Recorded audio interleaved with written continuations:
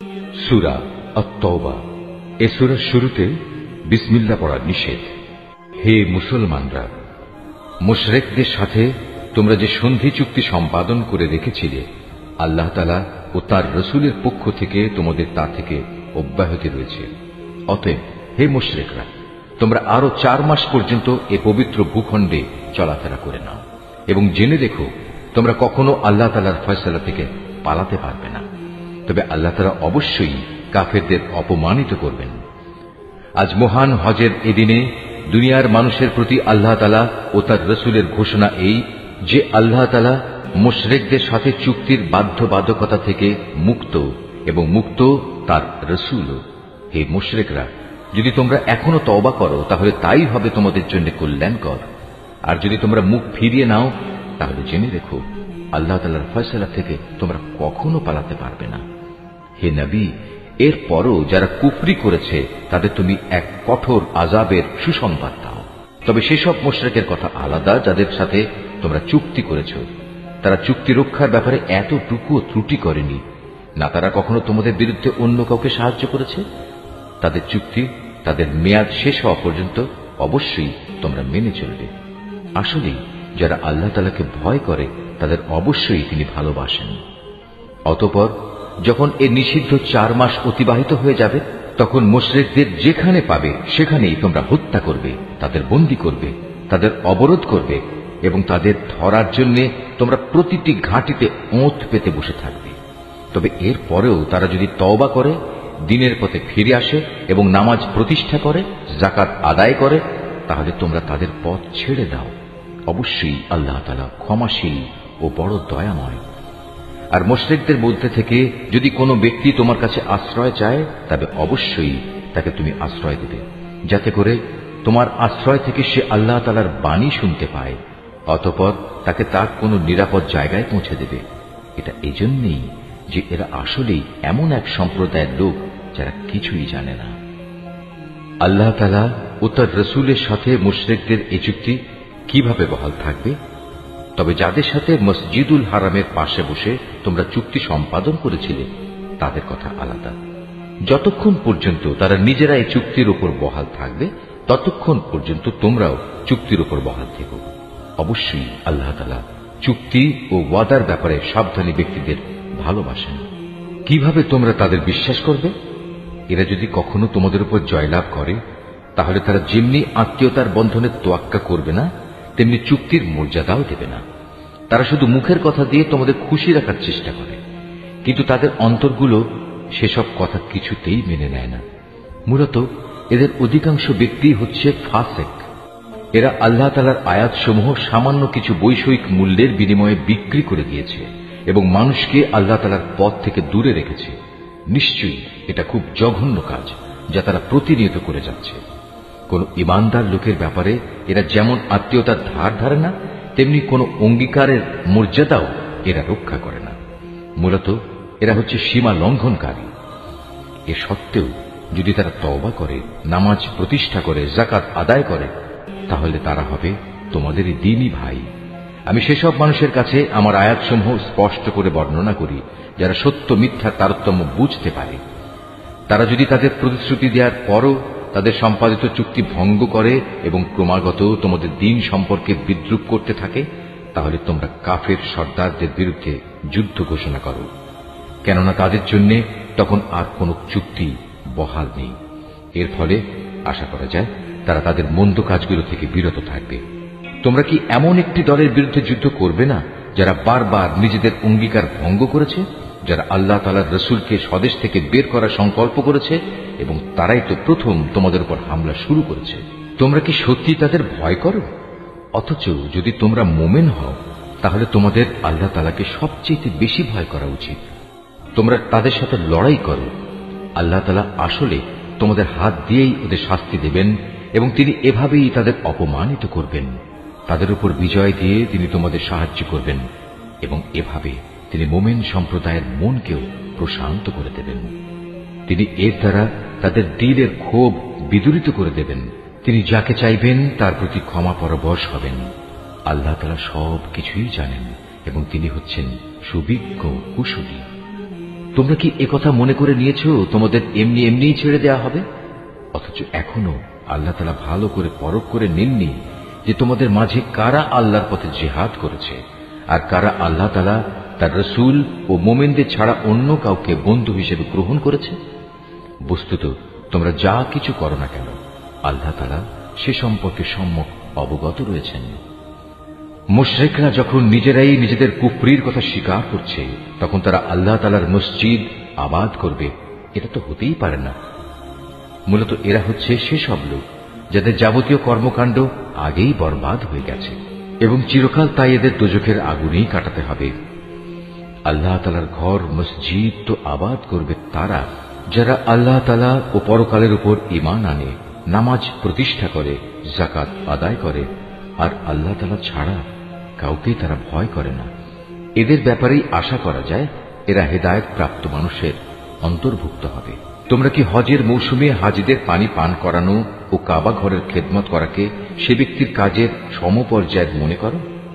যে ব্যক্তি আল্লাহ তাআলার উপর ঈমান এনেছে, পরকালের উপর ঈমান এনেছে এবং আল্লাহ তাআলার রাস্তায় জিহাদ করেছে, এরা কখনো আল্লাহর কাছে সমান মর্যাদার নয়। আল্লাহ তাআলা কখনো জালেমদের সঠিক পথ দেখান না। যারা আল্লাহ তাআলার উপর ঈমান এনেছে তাঁরই সন্তুষ্টির জন্য হিজরত করেছে এবং আল্লাহ তাআলার পথে তাদের জান মাল দিয়ে জিহাদ করেছে, তাদের মর্যাদা আল্লাহ তাআলার কাছে সবার চাইতে বড় এবং এ ধরনের লোকেরাই পরিণামে সফল কাম হবে। তাদের মালিক তাদের জন্য নিজ তরফ থেকে দয়া, সন্তুষ্টি ও এমন এক সুরম্য জান্নাতের সুসংবাদ দিচ্ছেন যেখানে তাদের জন্য চিরস্থায়ী নিয়ামতের সামগ্রীসমূহ সাজানো রয়েছে। সেখানে তারা হবে চিরস্থায়ী। নিশ্চয়ই আল্লাহ তাআলার কাছে মোমেনদের জন্য মহাপুরস্কার সংরক্ষিত রয়েছে। হে ঈমানদার ব্যক্তিরা, যদি তোমাদের পিতা ও ভাই কখনো ঈমানের উপর কুফরিকেই বেশি ভালোবাসে তাহলে তোমরা এমন লোকদের কখনো বন্ধুরূপে গ্রহণ করো না। তোমাদের মধ্যে যারা এ ধরনের লোকদের নিজেদের বন্ধু হিসেবে গ্রহণ করে তারা হচ্ছে সুস্পষ্ট জালেম। হে নবী, বলো, যদি তোমাদের পিতা, তোমাদের ভাই, তোমাদের পরিবার পরিজন ও তোমাদের অর্জিত ধন সম্পদ এবং ব্যবসা বাণিজ্য যা অচল হয়ে যাবে বলে তোমরা ভয় করো, তোমাদের বাড়িঘর সমূহ যা তোমরা একান্তভাবে কামনা করো, এগুলো যদি তোমরা আল্লাহ তাআলা, তার রাসূল ও তার পথে জিহাদ করার চাইতে বেশি ভালোবাসো তাহলে তোমরা আল্লাহ তাআলার পক্ষ থেকে তার আযাবের ঘোষণা আসা পর্যন্ত অপেক্ষা করো। জেনে রেখো, আল্লাহ তাআলা কখনো ফাসিক সম্প্রদায়কে হেদায়েত করেন না। আল্লাহ তাআলা তো বহু জায়গায় তোমাদের সাহায্য করেছেন। বিশেষ করে হুনাইনের দিনে যে সাহায্য করেছেন তা স্মরণ করো। সেদিন যখন তোমাদের সংখ্যাধিক্য তোমাদের উৎফুল্ল করে দিয়েছিল, অথচ সংখ্যার এই বিপুলতা তোমাদের সেদিন কোনোই কাজে আসেনি। জমিন তার বিশালতা সত্ত্বেও তোমাদের উপর সংকুচিত হয়ে পড়েছিল। অতঃপর তোমরা একসময় ময়দান ছেড়ে পৃষ্ঠ প্রদর্শন করে পালিয়েও গেলে। অতঃপর আল্লাহ তাআলা তার রাসূল ও ময়দানে অটল হয়ে থাকা মুমিনদের উপর তার প্রশান্তি নাজিল করলেন। ময়দানে তিনি এমন এক লস্কর বাহিনী পাঠালেন যাদের সেদিন তোমরা দেখতে পাওনি, এবং তাদের দিয়ে তিনি কাফেরদের এক চরম শাস্তি দিলেন যারা আল্লাহকে অস্বীকার করে। এ হচ্ছে তাদের যথাযথ পাওনা। এরপরেও আল্লাহ তাআলা যাকে ইচ্ছা তাকে ক্ষমা করে দেন। আল্লাহ তাআলা ক্ষমাশীল ও পরম দয়ালু। ও হে মানুষ, তোমরা যারা আল্লাহ তাআলার উপর ঈমান এনেছ, জেনে রেখো মুশরিকরা হচ্ছে চিন্তা ও আদর্শের দিক থেকে অপবিত্র। অতএব এ অপবিত্রতা নিয়ে তারা যেন এ বছরের পর আর কখনো এ পবিত্র মসজিদের কাছে না আসে। যদি তাদের না আসার কারণে তোমরা আশু দারিদ্র্যের আশঙ্কা করো তাহলে জেনে রেখো অচিরেই আল্লাহ তাআলা চাইলে নিজ অনুগ্রহ দিয়ে তোমাদের অভাব মুক্ত করে দিতে পারেন। অবশ্যই আল্লাহ তাআলা সর্বজ্ঞ ও কুশলী। যাদের প্রতি ইতিপূর্বে কিতাব অবতীর্ণ করা হয়েছে তাদের মধ্যে যারা আল্লাহ তাআলার উপর ঈমান আনে না, পরকালের উপর ঈমান আনে না, আল্লাহ তাআলা ও তার রাসূল যা কিছু হারাম করেছেন তা হারাম বলে স্বীকার করে না, সর্বোপরি সত্য দ্বীন ইসলামকে নিজেদের জীবন ব্যবস্থা হিসেবে গ্রহণ করে না, তাদের বিরুদ্ধে তোমরা লড়াই চালিয়ে যাও যে পর্যন্ত না তারা নত হয়ে স্বেচ্ছায় জিজিয়া কর দিতে শুরু করে। ইহুদিরা বলে উযায়ের আল্লাহর পুত্র, আবার খ্রিস্টানরা বলে মসিহ আল্লাহর পুত্র। আসলে এ সবই হচ্ছে তাদের মুখের কথা। তাদের আগে যারা আল্লাহ তাআলাকে অস্বীকার করেছে এরা তাদেরই অনুকরণ করছে মাত্র। আল্লাহ তাআলা এদের সবাইকে ধ্বংস করুন। তাকিয়ে দেখো এরা কিভাবে আজ দাঁড়ে দাঁড়ে ঠোকর খাচ্ছে। এ লোকেরা আল্লাহ তাআলাকে বাদ দিয়ে তাদের আলেম ও পীর দরবেশদের মাবুদ বানিয়ে দিয়েছে এবং মরিয়ম পুত্র মসিহকেও কেউ কেউ মাবুদ বানিয়ে রেখেছে। অথচ এদের এক আল্লাহ তাআলা ছাড়া অন্য কারোই বন্দেগী করতে আদেশ দেওয়া হয়নি। তিনি ছাড়া আর কোনো মাবুদ নেই। তারা যাদের আল্লাহর সাথে শরীক করে তিনি এসব কথাবার্তা থেকে অনেক পবিত্র।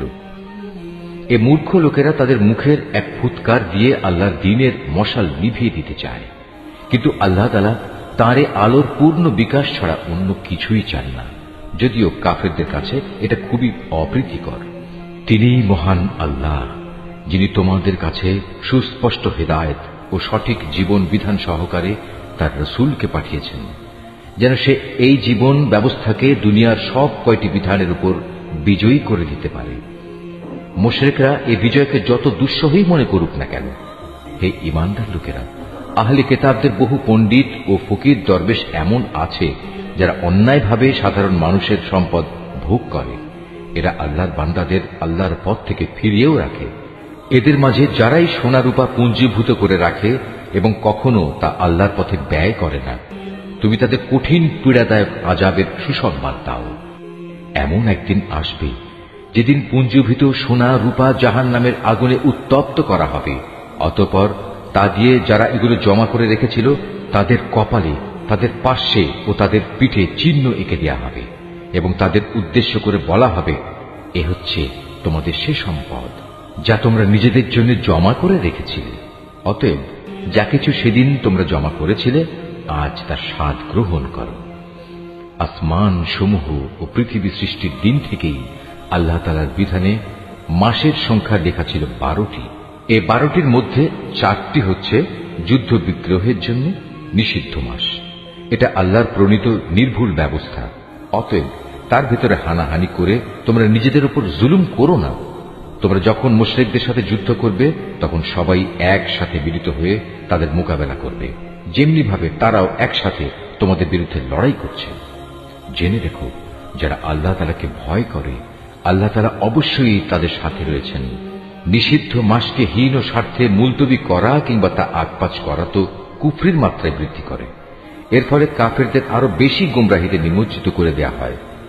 এই লোকেরা এক বছর কোনো মাসকে নিজেদের প্রয়োজনে হালাল করে নেয়, আবার পরবর্তী কোনো বছরে সে মাসকে তারা হারাম বানিয়ে নেয়, যেন এভাবে আল্লাহ তাআলা যে মাসগুলো হারাম করেছেন তার সংখ্যাও পূরণ হয়ে যায়। আবার আল্লাহ তাআলা যা হারাম করেছেন তাও মাঝে মাঝে হালাল হয়ে যায়। বস্তুত তাদের অন্যায় কাজগুলো এভাবেই তাদের কাছে শোভনীয় করে দেয়া হয়েছে। আর আল্লাহ তাআলা কখনো কাফের সম্প্রদায়কে সঠিক পথের দিশা দেন না। ওহে মানুষ, তোমরা যারা আল্লাহ তাআলার উপর ঈমান এনেছো, এ কি হলো তোমাদের? যখন তোমাদের আল্লাহ তাআলার পথে কোনো অভিযানে বের হতে বলা হয় তখন তোমরা জমিন আঁকড়ে ধরো। তোমরা কি আখিরাতের সমৃদ্ধির তুলনায় এ দুনিয়ার জীবন কি বেশি ভালোবাসো? অথচ পরকালের মানদণ্ডে দুনিয়ার জীবনের এ ভোগের উপকরণ নিতান্তই কম। তোমরা যদি কোনো অভিযানে বের না হও তাহলে এ অবাধ্যতার জন্য তিনি তোমাদের কঠিন শাস্তি দেবেন এবং তোমাদের অন্য এক জাতি দ্বারা বদল করে দেবেন। তোমরা কিন্তু তার কোনোই অনিষ্ট সাধন করতে পারবে না, কারণ তিনি সব কিছুর উপর ক্ষমতাবান। হে মুমিনরা, তোমরা যদি তাকে এ কাজে সাহায্য না করো তাহলে আল্লাহ তাআলাই তাকে সাহায্য করবেন। আল্লাহ তাআলা তখনও তাকে সাহায্য করেছিলেন যখন কাফেররা তাকে তার ভিটে বাড়ি থেকে বের করে দিয়েছিল, বিশেষ করে যখন সে নবী ছিল মাত্র 2 জনের মধ্যে 1 জন। তাও আবার তারা 2 জন ছিল অন্ধকার এক গুহার মধ্যে।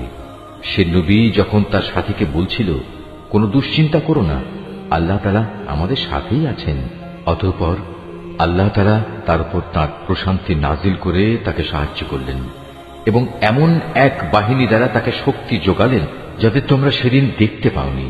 এবং যারা আল্লাহ তাআলাকে অমান্য করেছে আল্লাহ তাআলা তাদের ধৃষ্টতামূলক বক্তব্য নিচু করে দিলেন এবং আল্লাহ তাআলার কথাই উপরে থাকল। আল্লাহ তাআলা পরাক্রমশালী ও প্রবল প্রজ্ঞাময়। তোমরা অভিযানে বের হয়ে পড়ো, কম রণসম্ভারে হোক কিংবা বেশি হোক, এবং জিহাদ করো আল্লাহ তাআলার পথে নিজেদের জান দিয়ে, মাল দিয়ে। এটাই তোমাদের জন্য উত্তম। কত ভালো হতো যদি তোমরা বুঝতে পারতে। হে নবী, এতে যদি আশু কোনো লাভ থাকত, হতো যদি তাদের এ সফর সহজ সুগম, তাহলে তারা অবশ্যই এ অভিযানে তোমার পেছনে পেছনে যেত। কিন্তু তাদের জন্য এ যাত্রাপথ অনেক দীর্ঘ ও দুর্গম ঠেকেছে। তারা সত্তরই আল্লাহর নামে তোমার কাছে কসম করে বলবে, আমরা যদি সক্ষম হতাম তাহলে অবশ্যই তোমার সাথে অভিযানে বের হতাম। মিথ্যা অজুহাতে তারা নিজেরাই নিজেদের ধ্বংস করছে। আল্লাহ তাআলা জানেন এরা হচ্ছে মিথ্যাবাদী। হে নবী, আল্লাহ তাআলা তোমাকে মাফ করুন। ইমানের দাবিতে কারা সত্যবাদী আর কারা মিথ্যাবাদী, এ বিষয়টা তোমার কাছে স্পষ্ট হওয়ার আগে কেন তুমি তাদের যুদ্ধে যাওয়া থেকে অব্যাহতি দিলে? যারা আল্লাহ তাআলা ও পরকালের উপর ঈমান এনেছে, তারা নিজেদের মাল ও জীবন দিয়ে আল্লাহর পথে জিহাদে অবতীর্ণ না হওয়ার জন্য তোমার কাছ থেকে অব্যাহতি চাইতে আসবে না। আল্লাহ তাআলা অবশ্যই সেসব লোককে জানেন যারা তাকে ভয় করে। যুদ্ধে না যাওয়ার জন্য তোমার কাছে অব্যাহতি চাইতে তো আসবে তারা যারা আল্লাহ তাআলা ও পরকালের উপর কোন রকম ঈমান রাখে না। তাদের মন সংশয়যুক্ত, আর তারা নিজেরাও সংশয় দ্বিধাগ্রস্ত থাকে। যদি সত্যি এরা তোমার সাথে বের হতে চাইত, তাহলে তারা সেই জন্য কিছু না কিছু প্রস্তুতি তো নিত, কিন্তু এদের যাত্রা করাটা আল্লাহ তাআলা মনোভূত হয়নি, তাই তিনি তাদের এ থেকে বিরত রাখলেন। তাদের যেন বলে দেয়া হলো, যারা পেছনে বসে আছে তোমরা তাদের সাথে বসে থাকো। ওরা তোমাদের সাথে বের হলে তোমাদের মাঝে বিভ্রান্তি শুধু বাড়িয়ে দিত এবং তোমাদের সমাজে নানা রকম অশান্তি সৃষ্টির জন্য এদিক সেদিক ছোটাছুটি করত। তাছাড়া তোমাদের মধ্যেও তো তাদের কথা আগ্রহের সাথে শোনার মতো গুপ্তচর কিংবা দুর্বল ইমানের লোক আছে। আল্লাহ তাআলা এসব জালেমদের অবস্থা সম্পর্কে সম্যক অবগত রয়েছেন। এরা এর আগেও তোমাদের মাঝে বিশৃঙ্খলা সৃষ্টি করতে চেয়েছিল এবং তোমার পরিকল্পনাগুলো পাল্টে দেওয়ার চক্রান্ত করেছিল। শেষ পর্যন্ত ন্যায় ও ইনসাফ তাদের কাছে এসে হাজির হল এবং আল্লাহ তাআলার ফয়সালায় চূড়ান্তভাবে বিজয়ী হল, যদিও তারা হচ্ছে এই বিজয় অপছন্দকারী। তাদের ভেতর এমন কিছু মানুষও আছে যারা বলে, হে নবী, এই যুদ্ধে যাওয়া থেকে তুমি আমাকে অব্যাহতি দাও এবং আমাকে তুমি কোনো লোভনীয় বস্তুর মুসিবতে ফেলো না।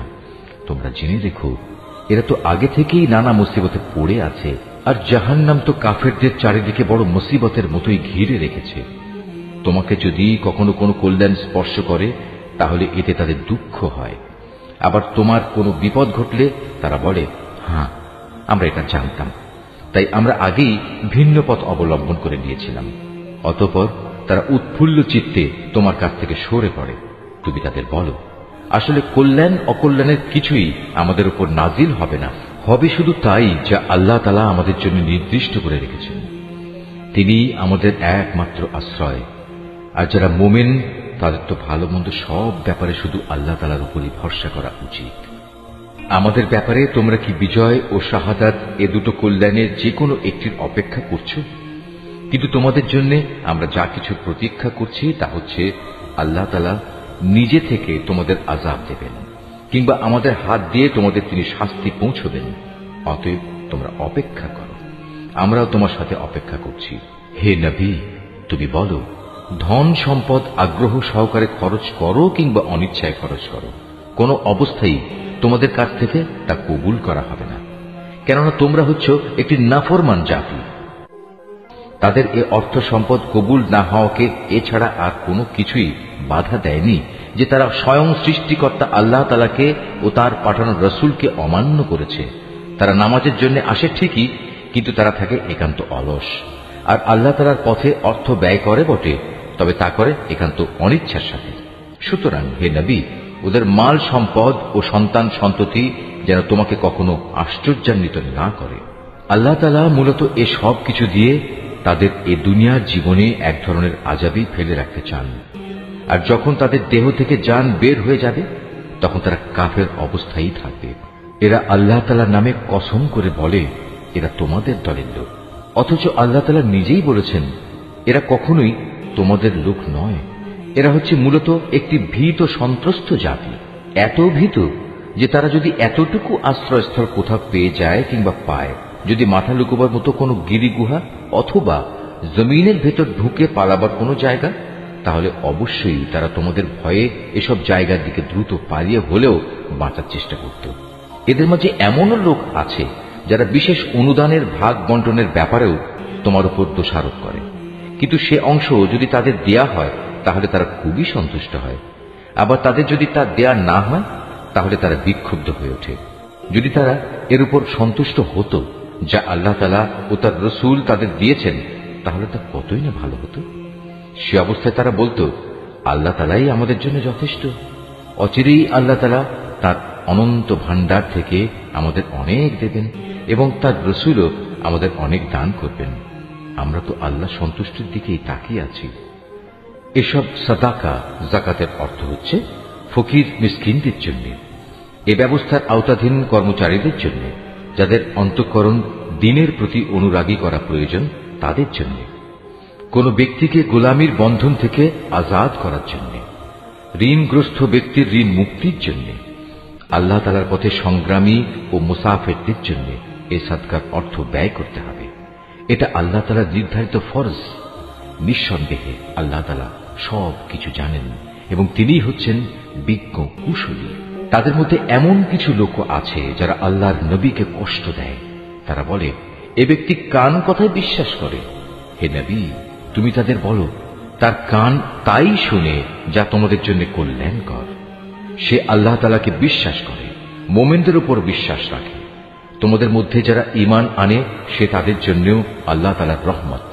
যারা আল্লাহর রাসূলকে কষ্ট দেয় তাদের জন্য কঠোর শাস্তির ব্যবস্থা রয়েছে। এরা তোমাদের খুশি করার জন্য আল্লাহ তাআলার নামে শপথ করে, অথচ এরা যদি সত্যিকার অর্থে মোমেন হতো তাহলে এরা বুঝত খুশি করার জন্য আল্লাহ তাআলা ও তাঁর রাসূলের অধিকার হচ্ছে সবচাইতে বেশি। এ মূর্খ লোকেরা কি একথা জানে না? যদি কোনো ব্যক্তি আল্লাহ তাআলা ও তার রাসূলের বিদ্রোহ করে তবে তার জন্য রয়েছে জাহান্নামের আগুন, সেখানে সে চিরকাল থাকবে, আর তা হচ্ছে তার জন্য চরম লাঞ্ছনা। এ মুনাফিকরা আশঙ্কা করে তোমাদের উপর এমন কোন সূরা নাজিল হয়ে পড়ে কিনা যা তাদের মনের ভেতরে লুকিয়ে থাকা সব কিছু ফাঁস করে দেবে। হে নবী, তুমি এদের বলো, হ্যাঁ, যদ্দূর পারো তোমরা বিদ্রুপ করে নাও। অবশ্যই আল্লাহ তাআলা এমন কিছু নাজিল করবেন যাতে তিনি সব কিছু ফাঁস করে দেবেন, যার তোমরা আশঙ্কা করছো। তুমি যদি তাদের কিছু জিজ্ঞেস করো তারা বলবে, না, আমরা তো একটু কথাবার্তা ও হাসি কৌতুক করছিলাম মাত্র। তুমি তাদের বলো, তোমরা কি আল্লাহ তাআলা তার আয়াতসমূহ ও তার রাসূলকে বিদ্রুপ করছিলে?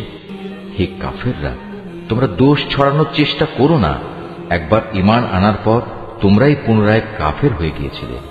আমি যদি তোমাদের এক দলকে তাদের ঈমানের কারণে ক্ষমা করে দিতে পারি তাহলে আরেক দলকে পুনরায় কুফরিতে ফিরে যাবার জন্য ভয়াবহ শাস্তিও দিতে পারি, কারণ এ শেষের দলের লোকেরা ছিল জঘন্য অপরাধী। মুনাফিক পুরুষ ও মুনাফিক নারী এরা স্বভাব চরিত্রে একে অপরের মতোই। তারা উভয়ই মানুষদের অসৎ কাজের আদেশ দেয় ও সৎ কাজ থেকে বিরত রাখে এবং আল্লাহ তাআলার পথে খরচ করা থেকে উভয়ই নিজেদের হাত বন্ধ করে রাখে। তারা যেমনি এ দুনিয়ায় আল্লাহ তাআলাকে ভুলে গেছে, আল্লাহ তাআলাও তেমনি আখিরাতে তাদের ভুলে যাবেন। অবশ্য মুনাফিকরা সবাই পাপিষ্ঠ।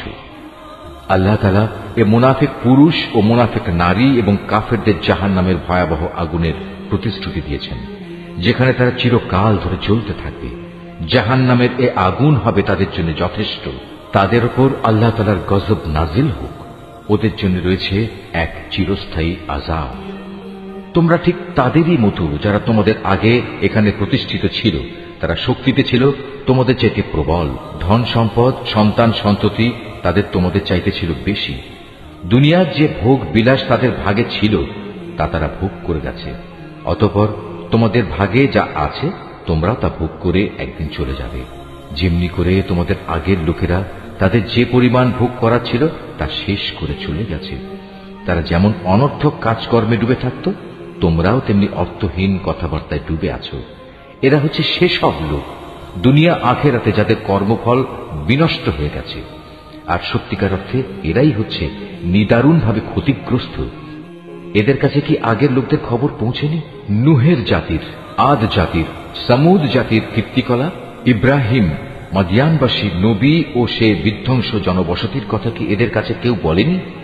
এ সব কয়টি জাতির মানুষের কাছে তাদের রসুলরা আল্লাহ তাআলার পক্ষ থেকে সুস্পষ্ট আয়াত নিয়ে এসেছিল। নবী না পাঠিয়ে কাউকে আযাব দেবেন এমন অবিচার তো আল্লাহ তাআলা তাদের উপর কখনো করতে পারেন না। বস্তুত তারা নিজেরাই নিজেদের উপর জুলুম করেছে। অপরদিকে মোমেন পুরুষ ও মোমেন নারীরা হচ্ছে একে অপরের বন্ধু। এরা অন্য মানুষকে ন্যায় কাজের আদেশ দেয়, অন্যায় কাজ থেকে বিরত রাখে। তারা নামাজ প্রতিষ্ঠা করে, যাকাত আদায় করে, জীবনের সব কাজে আল্লাহ তাআলা ও তার রসুলের বিধানের অনুসরণ করে। এরাই হচ্ছে সেসব মানুষ যাদের উপর আল্লাহ তাআলা অচিরেই তার রহমত নাজিল করবেন। অবশ্যই আল্লাহ তাআলা পরাক্রমশালী, কুশলী। এ ধরনের মোমেন পুরুষ ও মোমেন নারীদের আল্লাহ তাআলা এমন এক সুরম্য জান্নাতের প্রতিশ্রুতি দিচ্ছেন, যার তলদেশ দিয়ে ঝর্ণাধারা প্রবাহমান থাকবে, যেখানে তারা চিরদিন অবস্থান করবে। চিরস্থায়ী জান্নাতে তাদের জন্য সুন্দর সুন্দর বাসস্থানের ব্যবস্থা থাকবে। সেদিনের সবচেয়ে বড় নিয়ামত হবে বান্দার প্রতি আল্লাহ তাআলার সন্তোষ। এটাই হবে সেদিনের সবচেয়ে বড় সাফল্য। হে নবী, কাফের ও মুনাফিকদের বিরুদ্ধে জিহাদে অবতীর্ণ হও, ওদের প্রতি কঠোরতা অবলম্বন করো, কেননা এদের চূড়ান্ত আবাসস্থল হবে জাহান্নাম। এটি বড়ই নিকৃষ্ট স্থান। এরা আল্লাহর নামে কসম করে বলে কুফরি শব্দ এরা বলেনি, আসলে এরা কুফরি শব্দ বলেছে এবং তাদের ইসলাম গ্রহণের পরেই তারা তা অস্বীকার করেছে। এরা এমন এক কাজে সংকল্প করেছিল যা তারা করতে পারেনি। এর পরেও তাদের প্রতিশোধ নেয়ার এছাড়া আর কি কারণ থাকতে পারে? আল্লাহ ও তার রসুল নিজ অনুগ্রহ দিয়ে তাদের ধনশালী করে দিয়েছিলেন। এখনো যদি এ লোকেরা আল্লাহ তাআলার কাছে তওবা করে তাহলে এটা তাদের জন্যই ভালো হবে। আর যদি তারা সত্য থেকে মুখ ফিরিয়ে নেয় তাহলে আল্লাহ তাআলা দুনিয়া আখিরাত উভয় স্থানেই তাদের কঠিন আযাব দেবেন এবং উপরন্তু এ জমিনে তারা কখনো কোনো বন্ধু কিংবা সাহায্যকারী পাবে না। ওদের মধ্যে এমন কিছু লোক আছে যারা আল্লাহর সাথে ওয়াদা করেছিল, যদি আল্লাহ তাআলা নিজ অনুগ্রহে আমাদের সম্পদ দান করেন তাহলে আমরা অবশ্যই তার একাংশ আল্লাহর পথে দান করব এবং সত্যি আমরা নেক লোকদের অন্তর্ভুক্ত হয়ে যাব। অতঃপর যখন আল্লাহ তাআলা নিজ অনুগ্রহের ভাণ্ডার থেকে তাদের ধন সম্পদ দান করলেন, তখন তারা দানের বদলে কার্পণ্য করতে শুরু করল এবং আল্লাহ তাআলাকে দেয়া ওয়াদা থেকে তার গোঁড়ামির সাথেই ফিরে এল।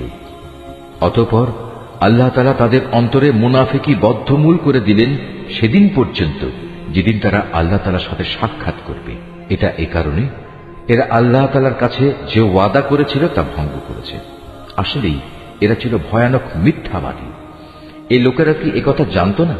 তাদের সব গোপন কথা ও সব সলা পরামর্শ সম্পর্কে আল্লাহ তাআলা জানেন এবং যা কিছু অদৃশ্য অদেখা আল্লাহ তাআলা সে সম্পর্কেও বিশেষভাবে অবহিত।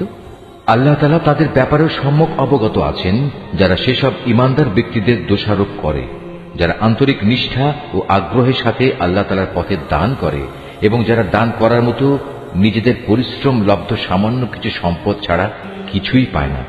এ সব মুমিনের সাথে মুনাফিকদের এ দলের লোকেরা হাসি ঠাট্টা করে। এই বিদ্রূপকারীদের স্বয়ং আল্লাহ তাআলাও বিদ্রূপ করতে থাকেন। পরকালে তাদের জন্য রয়েছে কঠিন আযাব। হে নবী, এমন লোকদের জন্য তুমি আল্লাহ তাআলার কাছে ক্ষমা প্রার্থনা করো আর না করো, দুটোই সমান।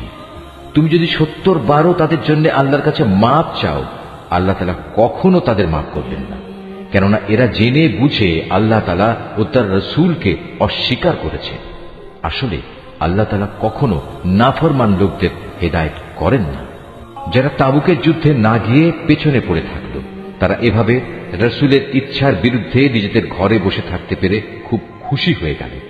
মূলত তারা তাদের জান মাল দিয়ে আল্লাহর পথে জিহাদ করাটা পছন্দ করল না, বরং বলল, এ ভীষণ গরমে তোমরা বাইরে যেও না। হে নবী, তুমি তাদের বলো, জাহান্নামের আগুন তো এর চাইতেও বেশি গরম। কত ভালো হতো এ লোকগুলো যদি এ কথাটা বুঝতে পারত। অতএব এ দুনিয়ায় তাদের কম হাসা উচিত, অন্যথায় কিয়ামতের দিন তাদের বেশি কাঁদতে হবে।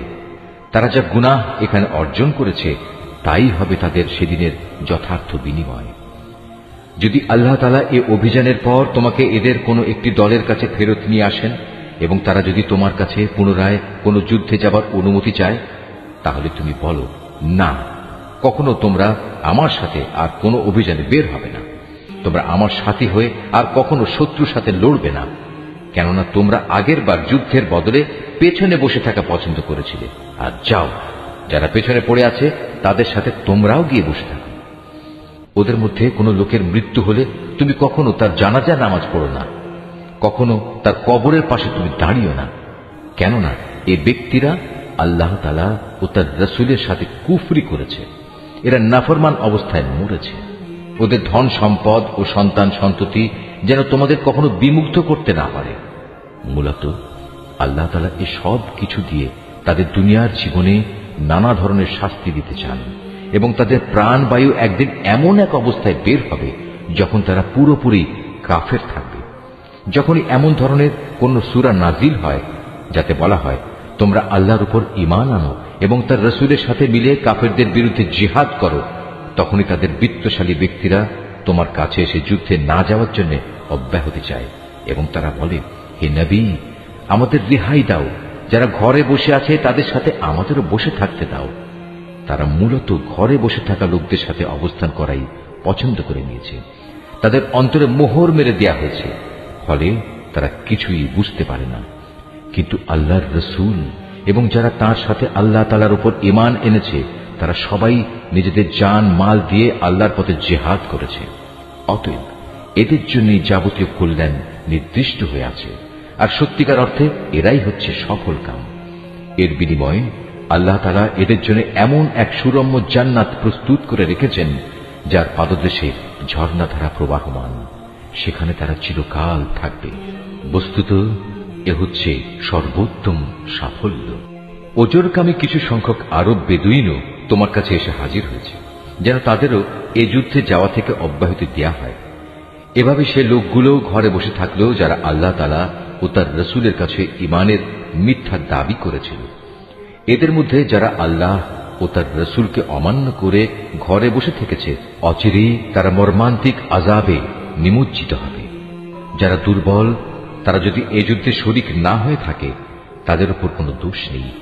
দোষ নেই তাদেরও যারা অসুস্থ কিংবা যারা যুদ্ধে খরচ করার মতো কোনো সম্বল পায়নি। অবশ্য এরা যদি আল্লাহ তাআলার নিষ্ঠাবান বান্দা হয় তাহলেই তারা এ অব্যাহতির আওতায় পড়বে। সৎ কর্মশীল মানুষদের বিরুদ্ধেও কোনো অভিযোগের কারণ নেই। আল্লাহ তাআলা একান্ত ক্ষমাশীল ও পরম দয়ালু। তাদের ব্যাপারেও কোনো অভিযোগ নেই যারা যুদ্ধ শুরুর প্রাক্কালে তোমার কাছে যাত্রার বাহন সরবরাহ করার জন্য এসেছিল এবং তুমি তাদের বলেছিলে, তোমাদের জন্য আমি এমন কিছু পাচ্ছি না যার উপর আমি তোমাদের আরোহণ করাতে পারি। অতএব তারা ফিরে গেল। তারা এমনভাবে ফিরল যে তাদের চোখ থেকে অশ্রু বয়ে যাচ্ছিল। যুদ্ধে যাবার খরচ জোগাড় করতে না পারায় তারা ভীষণভাবে দুঃখিত হল। সব অভিযোগ তো তাদের বিরুদ্ধে যারা সামর্থ্যবান হওয়া সত্ত্বেও তোমার কাছে অব্যাহতি চায়। যারা পেছনে পড়ে থাকলো তাদের সাথে ঘরে বসে থাকাই অবশেষে তারা পছন্দ করল। আল্লাহ তাআলা তাদের অন্তরে মোহর মেরে দিয়েছেন। এ কারণেই তারা তা জানতে পারছে না কোনটা তাদের জন্য ভালো। যুদ্ধ শেষে তোমরা যখন তাদের কাছে ফিরে আসবে তখন এরা তোমাদের কাছে ওজর পেশ করবে। তুমি তাদের বলো, আজ তোমরা কোন রকম ওজর আপত্তি পেশ করো না, আমরা আর কখনো তোমাদের বিশ্বাস করব না। আল্লাহ তাআলা ইতিমধ্যেই তোমাদের অন্তরের সব কথা আমাদের বলে দিয়েছেন। এখন থেকে আল্লাহ তাআলা ও তাঁর রাসূলই তোমাদের কার্যকলাপ দেখবেন।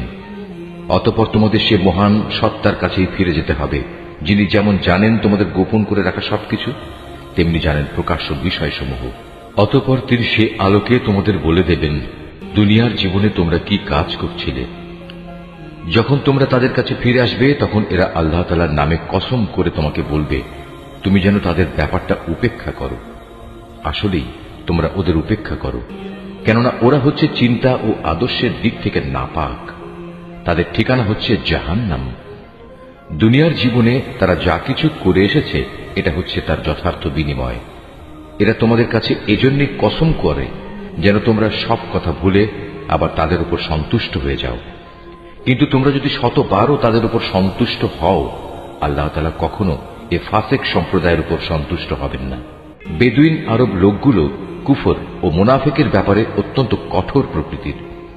আল্লাহ তাআলা তার রাসূলের উপর স্বীয় দ্বীনের সীমারেখার যে বিধানসমূহ নাজিল করেছেন সে জ্ঞান লাভ না করার ক্ষমতাই মনে হয় এদের মধ্যে প্রবল। মূলত আল্লাহ তাআলাই হচ্ছেন সুবিজ্ঞ, কুশলী। এ বেদুইন আরবদের মধ্যে এমন কিছু লোক আছে যারা কখনো যদি আল্লাহ তাআলার পথে কিছু ব্যয় করে তাকে নিজেদের উপর জরিমানা তুল্য মনে করে এবং তোমাদের ব্যাপারে কালের বিবর্তনমূলক কোন বিপদ মুসিবত আসুক এ অপেক্ষায় থাকে। আসলে কালের মন্দচক্র তো তাদের নিজেদের উপরই ছেয়ে আছে। বস্তুত আল্লাহ তাআলা সবকিছু শোনেন, সবকিছু জানেন। আবার এই বেদুইন আরবদের মাঝে এমন কিছু লোক আছে যারা আল্লাহ তাআলা ও পরকালের উপর ঈমান রাখে। এরা আল্লাহর পথে যা কিছু খরচ করে তাকে আল্লাহর নৈকট্য লাভ ও রসুলের দোয়া পাওয়ার একটা অবলম্বন মনে করে। সত্যি সত্যি তা হচ্ছে তাদের জন্য আল্লাহর নৈকট্য লাভের একটা উপায়। অচিরেই আল্লাহ তাআলা তাদের স্বীয় রহমতে প্রবেশ করাবেন। অবশ্যই আল্লাহ তাআলা ক্ষমাশীল ও পরম দয়ালু। মুহাজির ও আনসারদের মাঝে যারা প্রথম দিকে ঈমান এনেছে এবং পরে যারা একান্ত নিষ্ঠার সাথে তাদের অনুসরণ করেছে, আল্লাহ তাআলা এদের উপর সন্তুষ্ট হয়েছেন এবং এরাও আল্লাহ তাআলার উপর সন্তুষ্ট হয়েছে। আল্লাহ তাআলা তাদের জন্য এমন এক সুরম্য জান্নাত তৈরি করে রেখেছেন যার তলদেশ দিয়ে ঝর্ণাধারা প্রবাহিত। সেখানে তারা চিরকাল থাকবে, আর তাই হবে সর্বোত্তম সাফল্য। এ বেদুইন আরবদের যারা তোমার আশেপাশে বাস করে তাদের মধ্যে কিছু কিছু মুনাফিক আছে, আবার কিছু মুনাফিক মদিনাবাসীদের মধ্যেও আছে। এরা সবাই কিন্তু মুনাফিকিতে সিদ্ধহস্ত। তুমি এদের জানো না, কিন্তু আমি এদের জানি। অচিরেই আমি এদের অপমান ও পরাজয়ের দ্বারা দুবার শাস্তি দেব। অতঃপর ধীরে ধীরে এদের সবাইকে এক বড় আযাবের দিকে ফিরিয়ে দেয়া হবে। তোমাদের মাঝে আরো কিছু লোক আছে যারা অকপটে নিজেদের গুনাহসমূহের কথা স্বীকার করে। শয়তানের ফেরে পেয়ে তারা তাদের নেক কাজকে গুনাহের কাজের সাথে মিশিয়ে ফেলেছে। আশা করা যায় আল্লাহ তাআলা তাদের উপর ক্ষমা পরবশ হবেন। অবশ্যই আল্লাহ তাআলা ক্ষমাশীল ও পরম দয়ালু। তুমি তাদের ধন সম্পদ থেকে যাকাত ও সাদকা গ্রহণ করো। সাদকা তাদের পাক সাফ করে দেবে, তা দিয়ে তাদের পরিশোধিত করে দেবে। তুমি তাদের জন্য দোয়া করবে, কেননা তোমার দোয়া তাদের জন্য হবে পরম সান্ত্বনা। আল্লাহ তাআলা সব কিছু শোনেন এবং সবকিছু জানেন। তারা কি এ কথাটা জানে না আল্লাহ তাআলা তার বান্দাদের তওবা কবুল করেন এবং তিনি যাকাত ও সাদকা গ্রহণ করেন? নিশ্চয়ই আল্লাহ তাআলা হচ্ছেন তওবা গ্রহণকারী ও পরম দয়ালু। হে নবী, এদের তুমি বলো, তোমরা ভালো কাজ করো। আল্লাহ তাআলা, তার রসুল ও মোমেনরা তোমাদের ভবিষ্যৎ কর্মকাণ্ড পর্যবেক্ষণ করবেন। অতঃপর মৃত্যুর পর তোমাদের সবাইকে এমন এক সত্তার দিকে ফিরিয়ে দেয়া হবে যিনি দেখা অদেখা সবকিছু সম্পর্কেই সম্যক অবগত।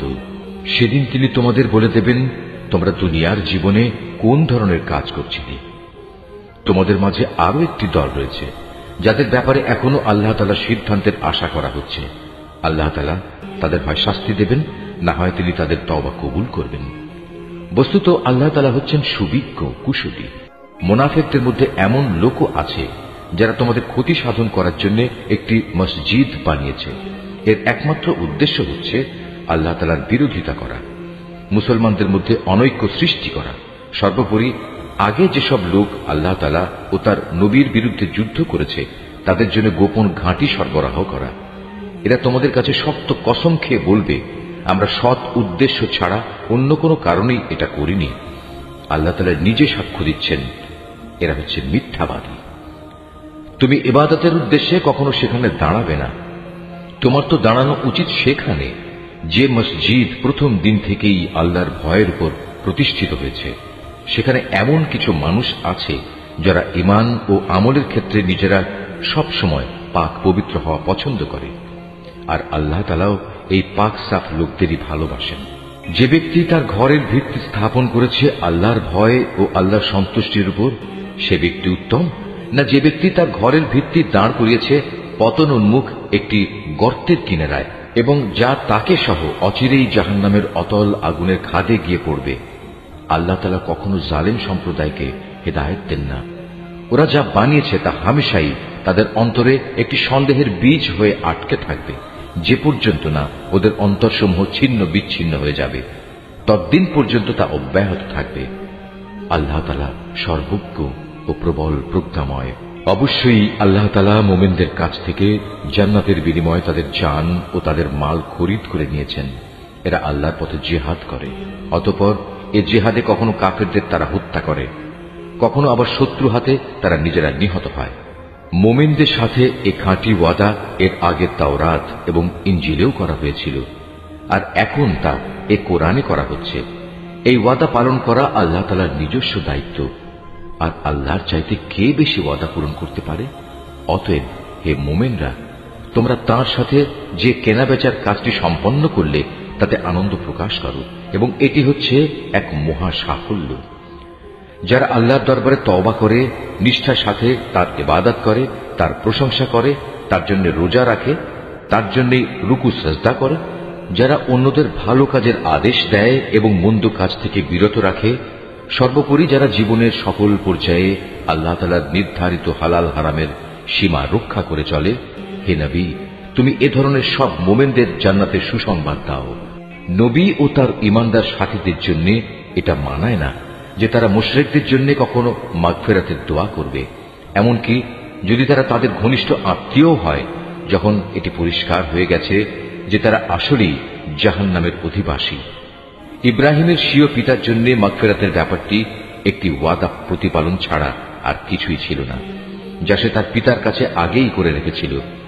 এ ব্যতিক্রমটা ছিল শুধু তার একার জন্যেই, কিন্তু যখন একথা তার সামনে পরিষ্কার হয়ে গেল যে সে অবশ্যই আল্লাহর দুশমন, তখন সে তার সাথে সম্পর্ক ছিন্ন করে ফেলল। অবশ্যই ইব্রাহিম ছিল একজন কোমল হৃদয় ও সহানুভূতিশীল মানুষ। আল্লাহ তাআলা এমন নন যে কোনো জাতিকে একবার হেদায়েত দানের পর তাদের পুনরায় গোমরাহ করে দেবেন, যতক্ষণ না তাদের সুস্পষ্টভাবে এ কথাটা জানিয়ে দেয়া হয় যে গোমরাহি থেকে বাঁচার জন্য কোন জিনিস থেকে সাবধান থাকতে হবে। অবশ্যই আল্লাহ তাআলা সব বিষয়ে জ্ঞান রাখেন।